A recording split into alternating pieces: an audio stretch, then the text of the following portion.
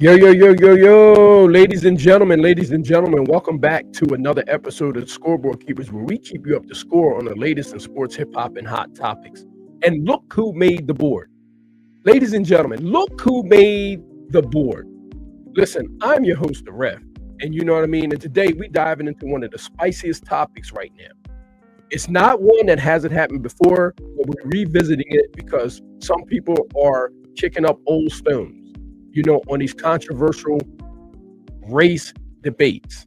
Okay, we're talking about Angel Reese and Caitlin Clark, the rivalry in the WNBA. Now I know some of y'all probably thought this topic was dead, but according to Robert Griffin III, no, it's not. So of course he made the board today. And listen, ladies and gentlemen, if you look at the scoreboard, okay, is he up or nah? Is he up or nah? Because it's only going to take 10 minutes. So we're going to get this clock rolling. Okay. Now, Robert Griffin III, you're being messy. You're absolutely being messy. And are you up? No, you're not. Because this topic is one that, even if you are correct in saying what you're saying, which he alleges that Angel Reese absolutely hates Caitlin Clark personally. I have a problem with him saying that out loud with his platform. I absolutely have a problem with that because this is a man that used to play professional sports, and he knows how saying certain things and bringing up topics like this, he knows that these are things that normally need to be taken care of behind closed doors. This is not something that you just put out there in the public. Everybody knows that there's racial tensions, in the world. Let's just say in the world, not just in sports. But if you're going to talk about racial tensions, don't just start and stop in sports. Talk about it everywhere, in the political forum. Talk about it in schools. Talk about it at the job. Talk about it in the grocery stores, in the parking lots, in the police departments. Listen, I have a problem with this. Okay? You know what I mean? Let's lay it out a little bit. Who's Caitlin Clark? The college phenom. Okay? The sharpshooter. Broke the scoring records, drafted number 1 overall, and she now plays for the Indiana Fever people. Okay?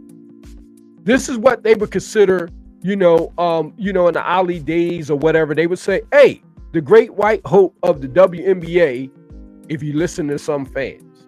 Now, this is what I got a problem. Because are they really fans? Are they really fans sparking these controversies? When I say fans, are they really fans? I mean, are they really fans of the sport? Or are they just a fan of her? Or Angel Reese? One or the other. It doesn't matter. Because both have fans. Both sides. Who's Angel Reese? Hey, we all know who Angel Reese is. The SEC champion at LSU. That held up the finger. When she held up the finger and was going like this to Caitlin Clark, saying, hey, you got to get one of these before you can talk to me. Because they won the championship. The trash talker. Emotional and unapologetic. She's now in the league too. She plays for the Chicago Sky. If you don't know. You know what I mean? If you haven't been living under a rock the last couple of years. And these two, they most definitely have history. Okay? And like I said, the most famous part about their history was, in that 2023 championship game, you know what I mean? And Angel Reese was doing some serious mocking there. You know what I'm saying? But I don't call that mocking. I don't call that mocking. If you play sports, we don't call that mocking. I don't know if you ever played sports before, but there's trash talking in every sport. Larry Bird was one of the greatest trash talkers of all time. Michael Jordan's a trash talker. This is not called, listen, ladies, this is competitive nature. Ladies and gentlemen, this is competitive nature. If you play sports, this is what it is. Some people have to do that to get themselves up because they want to bring out, some people need the best in the other individual to bring out the best in them. So when you're trash talking somebody, they actually want to go even harder, which brings the best out of you. If you would listen, when I play sports, if you was a trash talk me, I'm on you. I'm on you. I don't until the clock strikes 0. I am on your neck. But listen. I've never felt more comfortable in sports than when I played football. If it was somebody racist on my team, I didn't know it. I'm gonna tell you right now. I played a lot of sports, and football. When you go to war against the other team, the only color that mattered was the color that the other team had on. That's where the rivalries come from. You understand what I'm saying? That's why you can watch a place like a college football, and you can watch Southern Mississippi, where we've heard about racial tensions down there. But on that game day, they don't care about nothing except beating the other team on the other side. The fans pour in there, and then they'll get back to being racist after the game. But during that game, for them 60 minutes, they don't care. There's only one color that matters. Okay, the only color that matters is the University of Southern Mississippi's colors, and they want to be victorious on the scoreboard.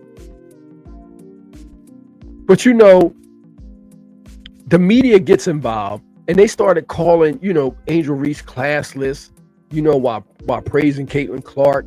And I could tell that the vibe wasn't right. And right now, Robert Griffin, is he up or no? No, he's not. Because this situation is amongst women, and the competitive nature. You absolutely know the competitive nature among athletes. No, you're not up. You're not getting any points right now on that board. Is he up or not? Nah, because you know that these ladies are young, fresh out of college. Fresh out of college. They haven't even been in the league. Listen. This rivalry between these two has overtaken the WNBA and all the other athletes in there that's performing at a high level and doing great things. Yet you're talking about race baiting. Robert Griffin III. Are you up? No, you're not up. Because you, as an ex-athlete and now a journalist, have taken a topic that should be taken care of behind closed doors, and you've made it personal. You've made it personal. And guess what? That's where your journalism crosses the line. Your journalism is in question right now because you're talking about a topic that should be taken care of behind closed doors. It's now become personal and not professional. Even if you're correct about how Angel Reese feels about Caitlin Clark or vice versa, it's not anything that should be out in the public. And now that you've got a little platform now, and now that you have a microphone in front of you, and they say that you have your wife next to you or whatever, it doesn't even matter. We all know that a topic like that in a league like that is only things that need to be discussed behind the scenes, because it's not good for the league. And that's why you got to question some of these fans and their motives. Are they really fans of the sport, or are they fans of just the people? This is a problem, because I don't really consider those people fans. You're absolutely taking out the competitive nature. These two women are trying to win. They've had a competitive nature since college. But the fans that are fans of each individual have made and turned it into something else, especially with these people with podcast platforms. And we come out here because we're the scoreboard keepers, and we keep the score on all things. We're going to right the ship. We're going to keep our integrity over here. You're going to hear the truth. Robert Griffin, are you up or not? No, you ain't putting up no points today. Similar to what you did in your career. I didn't want to get on your neck, but listen, man, you can't just get on here and start talking about race when you don't know these individuals personally. Now, there were some people came out from Angel Reese camp said that you don't know anybody that's close to her circle because her circle is this big. And You know what I mean? When somebody tells you something like that about a professional athlete or anything like that, you got to always double check your source. You got to source up, man, or shut up. You got to source up or shut up. You got to go double check your source, because you don't know who's telling you or giving you that information. It could be coming from anywhere. It could be coming from a hater. It could be coming from a hater. And then you run out here and you talk about one of the most delicate situations in our society today, and you start talking about race. You can't, it's hard to decipher whether it's race or just a high competitive nature. And I would have to believe that it's a high competitive nature. It may be race within the fans. Okay. Like I said, there are fans of her that just don't, they're supporting Caitlin Clark and not supporting the WNBA. We don't consider them real sports fans. You got to be a fan of the sport and support both and all in the league. That's how the league got off of the ground in the NBA. Ladies and gentlemen, we going into overtime. We're going into overtime right now. We're going into overtime right now because of Robert Griffin. Is he up or not? No. 5-0. Okay? You're not up. You're not putting up any points for the home team right now, Robert Griffin. The visitors are winning right now because of the type of journalism that you chose, the journalism road that you chose to take. So we had to get up here and kind of steer your ship and fix the situation, because in sports, ladies and gentlemen, when you put on that uniform, okay, listen, race goes out the door. Winning becomes more important. Winning becomes more important.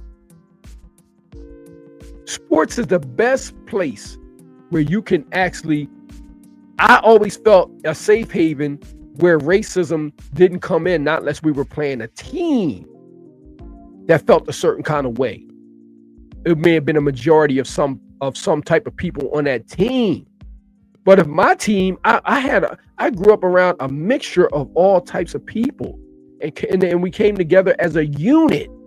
And the only thing that mattered was the W. When you go home and you take your uniform off, you do what you do. But for that 60 minutes, I heard you calling for my help. I heard you asking me for information. I heard you saying all we want to do is win. You hugged me. You know what I'm saying? After a touchdown, you raised me up. You understand what I'm saying? You gave me a high five. You said, yo, what are you guys doing tonight? Where's the party after the game? It was all smiles, because in sports, that's where you can find a safe haven. I'm not saying that you won't run into it. I'm not saying it doesn't exist, but I'm saying for 60 minutes, you can get away from that, because all the people on your team have one common goal. I never got out there and somebody said, oh, I'm not blocking for you because you're black. I never went out there and say, I'm not going to hit that dude over there because he looks like me and my running back is white. I never did that. If you had on a different color uniform, it was on site. It was on site, because it became about the uniform. That's the only colors that matter. And that's why these schools and these rivalries, that's why they have different mascots. That's why they wear different uniforms. And that's the whole purpose of you going out there on the playing field, the playing floor, the swimming pool, the baseball diamond. It doesn't, softball, track and field, it does not matter what the other person looks like. You just want to win. Boxing, it doesn't matter. I'm disappointed in RG3, because I never thought that he would get into this type of journalism. This is a topic that I would prefer to hear the female persuasion on it. I'm not saying that he can't cover it, but I'm just saying, if you're going to cover it and be so wrong, then you just shouldn't touch the topic at all.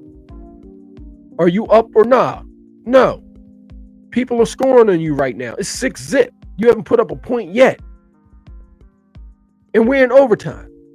So I just want to say this, ladies and gentlemen. I think that RG3 is completely out of pocket. I don't think that he should be, using this race bait situation outwardly. If this is true, then this is something that needs to be discussed among them personally.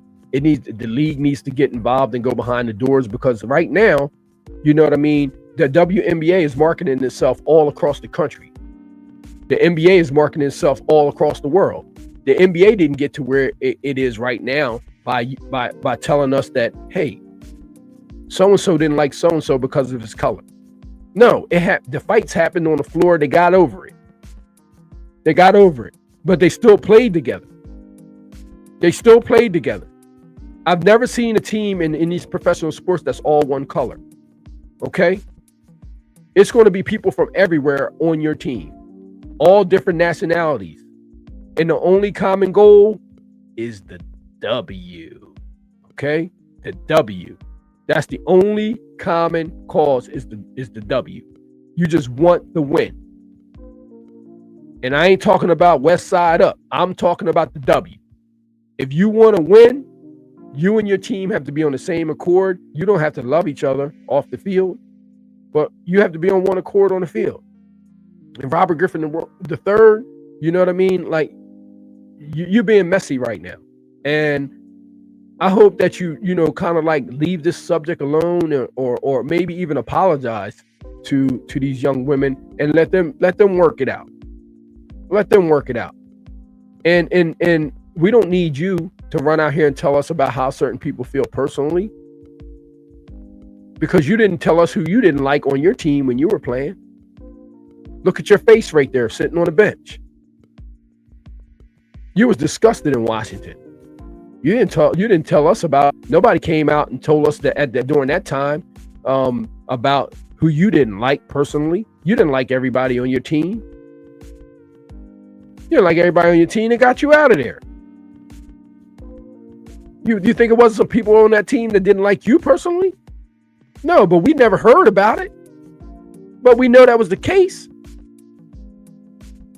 You've been around the league for a little while. You went around. You was in Cleveland and all that. So, man, let these young women live, man.